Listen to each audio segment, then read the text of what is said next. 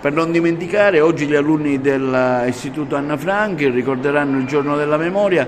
con una passeggiata che parte qui dalla scuola fino a Piazza Stazione. Sì, come ogni anno l'Istituto Anna Frank promuove delle manifestazioni unitarie per il giorno della memoria.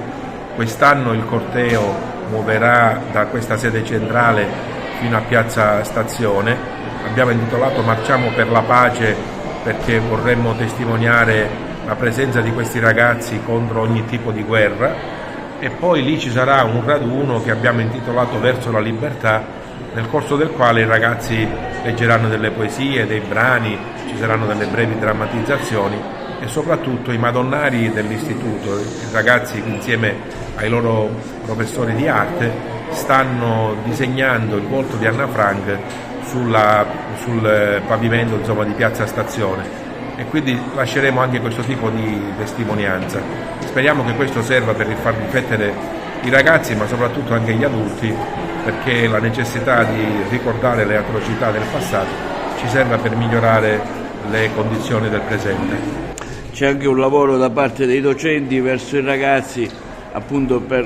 considerando che sono passati degli anni, per raccontare anche cosa è successo. Certo, raccolgono le testimonianze, raccolgono tutta una serie di materiali e peraltro noi dedichiamo diversi giorni a questa attività di recupero della memoria e concluderemo il 31 gennaio anche con la proiezione di un film, l'ultima volta che siamo stati bambini, di Claudio Bisio, che torna a far riflettere su questo tipo di tematiche. Ecco, stiamo vedendo anche un murales che voi avete fatto qui, molto bello, della scuola, preside. Questo è stato preparato dai ragazzi con il loro insegnante di arte, il professore Borsellino, mentre la professoressa Alicata e la professoressa Mullo, docenti di arte anche loro, stanno abbellendo Piazza Stazione con questa attività con i gessetti per terra.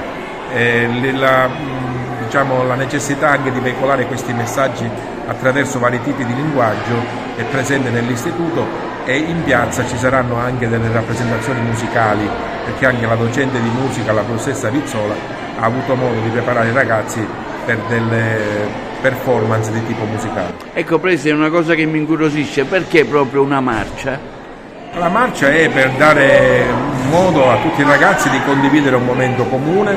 anche per testimoniare alla città questo impegno della scuola, di questi docenti e di questi studenti, e perché camminare insieme ha anche un significato, quello di andare insieme verso il futuro in maniera tale che possa essere migliore di quello del presente che stiamo vivendo.